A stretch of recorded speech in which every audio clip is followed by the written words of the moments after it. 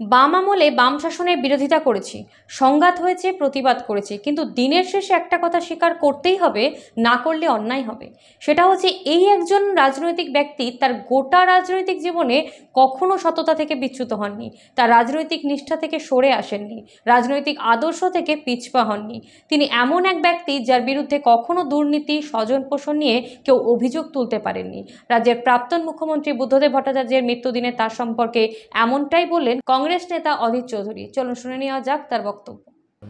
দেখুন, দীর্ঘদিন ধরে বাম জমানায় বাম শাসনের বিরোধিতা করে আমরা রাজনীতি করেছি। আমি কংগ্রেসের এমএলএ পদে দাঁড়িয়েছিলাম, হেরেছি, কখনো জিতেছি, লোকসভায় জিতেছি।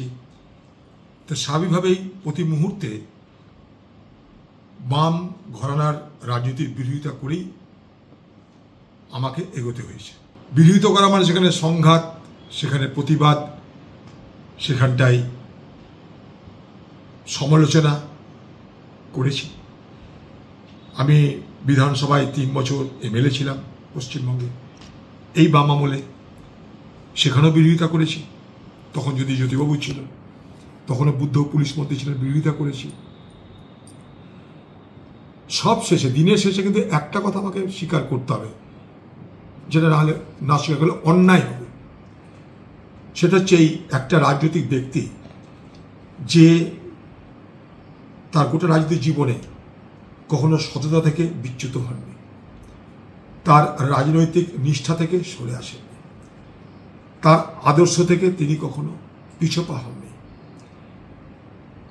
এবং যে ব্যক্তির বিরুদ্ধে কখনো কোনো দুর্নীতি, স্বজন পোষণ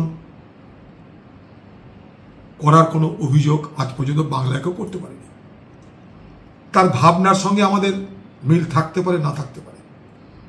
একটা সময় সিঙ্গুর নন্দীগ্রাম নিয়ে তার বিরোধিতা করেছি, পরে আবার মনে করেছি যে সিঙ্গুরে বিরোধিতাটা না করলে মনে হয় ভালো হতো, এটাও মনে হয়েছে।